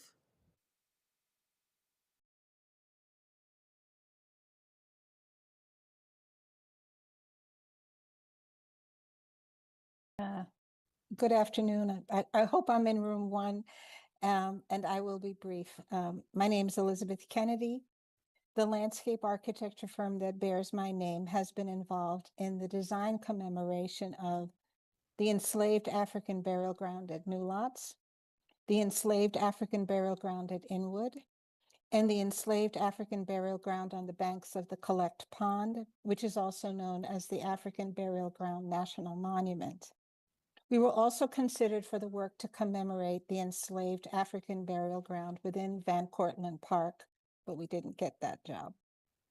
While I want to assure you that we do not specialize solely in enslavement narratives, as other experts have testified, unrecognized sites of enslaved and free African burials are everywhere. The writer Shane White and painter Francis Guy attest to the ubiquity of enslavement in the 18th century Hudson Valley and throughout Long Island, and the banality of its cruelty. Banality that Hannah Arendt described as the ordinariness of evil when referring to the Holocaust. This banality lies at the heart of this cultural erasure.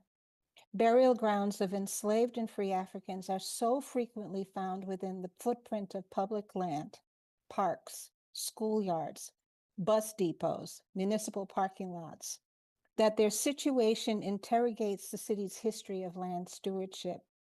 And while these grounds share common threads in purpose, each has a backstory that renders it unique.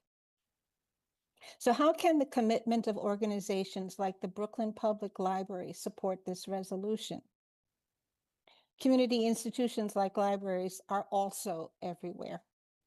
Their approach to public engagement can confront general ignorance of and indifference to complex narratives of place and identity through design.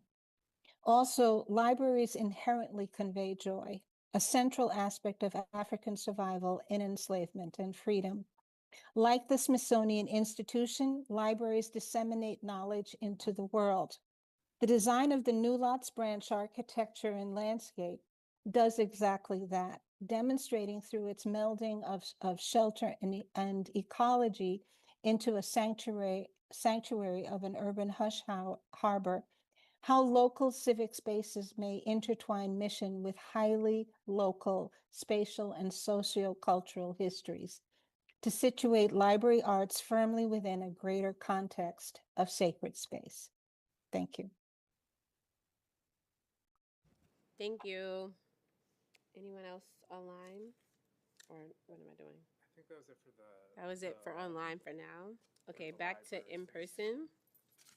So now we can start the. I now open the hearing for public testimony. I remind members of the public that this is a formal government proceeding and that decorum shall be observed at all times. As such, members of the public shall remain silent at all times. The witness table is reserved for people who wish to testify. No video recording or photography is allowed from the witness table. Further, members of the public may not present audio or video recordings as testimony, but may submit transcripts of such recordings to the Sergeant at Arms for inclusion in the hearing record. If you wish to speak at today's hearing, please fill out an appearance card with the Sergeant at Arms if you have not already done so, and wait to be recognized. When recognized, you will have 2 minutes to speak on today's hearing topic, commemorating Juneteenth and honoring burial sites of formerly enslaved African Americans. We will hear all in-person testimony first, and then turn to testimony on Zoom. If you have a written statement or additional written testimony you wish to submit for the record, please provide a copy of that testimony to the Sergeant at Arms. I will now call the first panel from the public.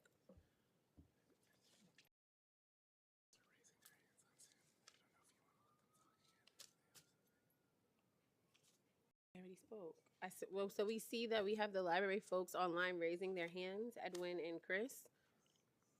I don't know if this is an old hand.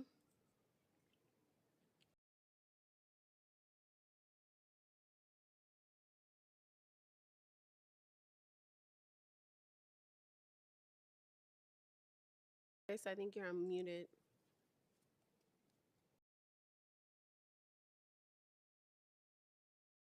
Okay. So moving along to our in-person testimony, we will call Judith, Heather, and Samantha. Yeah, Samantha Bernadine. Oh, she left. Okay. That happens. Our hearings take forever. Oh.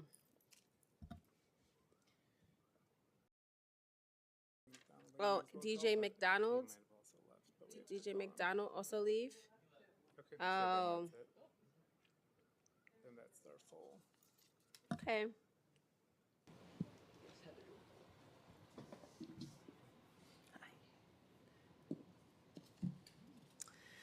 Good afternoon, Chair Dr. Williams and honorable members of the New York City Council. My name is Judith Insel, and I'm the Executive Director of the Bronx Arts Ensemble. On June 19th, from 4 to 8 p.m., the Arts Ensemble and Van Cortlandt Park Alliance will present our 6th annual collaborative Juneteenth event honoring the enslaved African burial ground located in Van Cortlandt Park, as well as all enslaved African American people who have helped build our great city. Together, our two Bronx cultural institutions have presented Juneteenth events since 2021, providing attendees with spiritually moving content and encouraging them to reflect on Juneteenth and the burial ground's historical significance. With an estimated 1,000 people to attend this year's event, we have decided to expand to a full-fledged festival format, featuring multiple locations in the park with 4 hours of events planned, ranging from an African drumming presentation, a libation ceremony, a New Orleans-style second line, and performances by the Bronx Arts Ensemble. This year's celebration is significant. It will include the unveiling of design ideas for a reimagined enslaved African burial ground. The general public will view the work of 3 design guide teams who are part of a collaborative of architects, designers, and community members who have spent the past 2 years developing ways to respectfully honor the enslaved African legacy in the park. This reimagined design will memorialize the people who lived, worked, and ultimately died on the Bronx plantation that is now parkland. Many New Yorkers have no idea that our city was built on the backs of enslaved Black and Indigenous people. At a time when our country is erasing painful history out of convenience and fear, our great city has the opportunity to elevate the history and contributions of Black Americans instead of hiding from the truth. Bronx Arts Ensemble and Van Cortlandt Park Alliance applaud the City Council's efforts to support a policy to broaden awareness of Juneteenth and honor the burial sites of enslaved African Americans in our city. We hope this is just the beginning of a wave of financial support to carry out this important work. Thank you.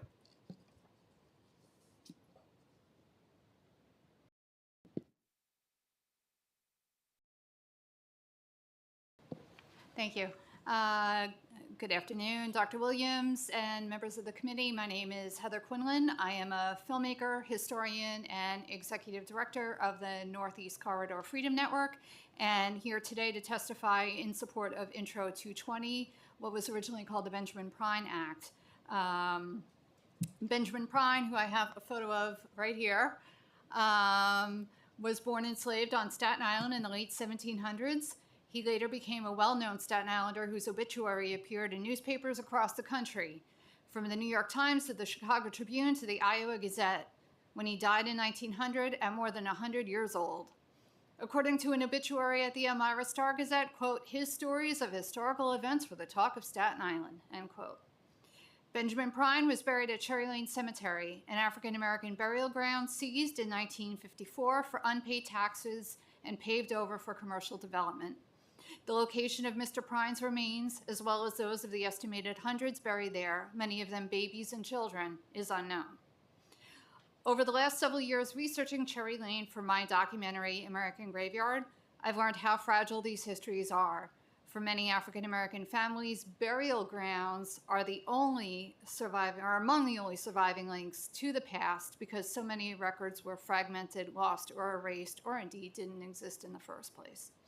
Benjamin Prine's descendants, who lived less than a mile from where he was buried, had never heard of him, even though members of their own family had once served on the cemetery board and they were alive when the cemetery existed. This is what erasure looks like. This legislation matters because there are still burial grounds across New York City that remain unmarked, undocumented, and vulnerable to be lost again. This act gives us the opportunity not only to identify these sites, but to restore memory, dignity, and historical continuity. I have also submitted written testimony for the record, including a 1908 municipal tax roll identifying Cherry Lane as exempt, alongside a later court judgment that effectively claimed no cemetery existed there. Thank you. Thank you. We have a question. So earlier I had asked a question around Juneteenth and the African burial grounds being celebrated together, but not as a separate celebration. What's your thought on that? I think that's a very important thing to happen throughout the city. Ever since 2021, when Van Cortlandt Park Alliance came to the Bronx Arts Ensemble and asked us to partner in a celebration of the lives of the people that they had discovered there on the parkland, it was very clear that we needed to be a part of this initiative moving forward. Each year, our celebration has grown by at least 100 to 200 people a year. So we have people coming from all over the city, not just the Bronx. We also get people who come from Westchester. It's one of the most incredibly moving things that Bronx Arts Ensemble does all year long. To experience it, particularly for myself as an African American person, to have people come who we have a plaque at the burial ground, who come, they have special moments there, they cry, they scream out in joy, they dance. Every single emotion you can imagine happens that day. And our Juneteenth celebration just would not be the same without actually connecting it to the enslaved people who are right there. It takes on a totally different meaning. And we celebrate them, and we celebrate the lives and the work that they did there. In one of the largest parks in New York City, there would be no space there without what they did to create it. So I do believe that it takes on a higher elevated meaning when you put Juneteenth together with the African burial grounds around the city. Thank you. Is there a marker around Cherry Lane, or is anyone trying to preserve what's happening? Can you give us an update? That's a very good question. Santander Bank, which is a tenant on the property, took it upon themselves to fund a boulder and plaque and a memorial garden that they pay for. The landlord does not want any other recognition. His belief is we've given you a boulder, so that's it. I would love to think of this as a case study for how, if we do not get permission to be on the actual property, and that could take a long time to do, and I believe this has been done in Bethesda, to do a ground penetrating radar survey on the perimeter, because I actually think a lot of the remains don't adhere to the boundaries, right? So I do think that there would be remains found on the streets and on the sidewalks that the descendants, who I am here on behalf of as well, would really love to have that kind of closure. And so that is what we're looking for right now. Maybe there's a grant out there to help you with the GPR. Yes, indeed, and I hope there is, because I think we do have the okay from the Department of Transportation. It's just a matter of getting someone out there to really actually do the work. That would be fantastic. Yeah. Thank you both. Okay, final panel on Zoom, Lucy, Z, and Cheryl. You may begin.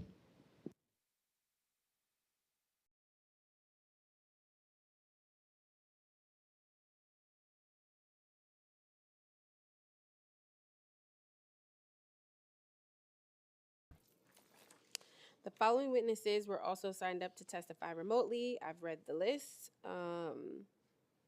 And if any of you are online or here in person, please raise your hand. I just want to note that this concludes our in-person portion of our public testimony, and we will move to remote public testimony. And again, if you're testifying remotely, please listen for your name. I already called your name. But once your name is called, a member of our staff will unmute you. You may then start your testimony once the sergeant at arms sets the clock and cues you to begin. So we can start with Cheryl. You may begin. Good afternoon. Thank you, Deputy Speaker Dr. Williams and committee members for hearing my testimony. And thank you, City Council, for your leadership regarding the fiscal year 27 budget for arts and culture. We are grateful for your support and for your belief in what we do. I am Cheryl Warfield, a professional opera singer and founder and artistic director of More Opera, a community-based nonprofit vocal arts organization blazing a trail in culturally responsive musical programming and arts education in New York City. I testify today regarding Juneteenth, our country's most recent federal holiday. It is truly an American holiday, and it is for and about all of us. My small budget not-for-profit organization makes a big impact in underserved and under-resourced communities in the Bronx, Manhattan, and as of fiscal year 2026 in Queens. We train members of the community, all ages, backgrounds, and levels of musical training to participate in community choruses singing with our professional company members. Since 2022, we have celebrated Juneteenth with concerts that are free and open to the general public. Our concerts are vocal concerts with a historical narrative focusing on the music and the story behind Juneteenth for preservation purposes. And we draw parallels to colonialism and other forms of oppression to show how the themes of resilience and strength and the desire for freedom are universal. This year we will present 10 Juneteenth concerts throughout 3 boroughs. Time expired. Thank you very much, and I will submit the rest of my testimony. Thank you. The next person is Z.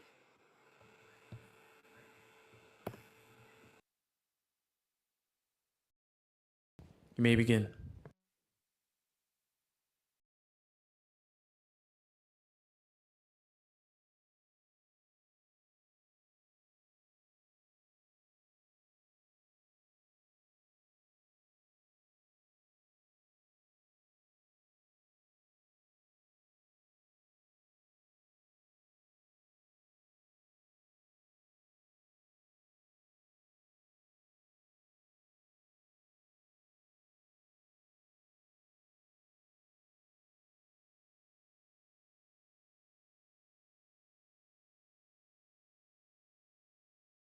Okay, I believe this concludes our hearing.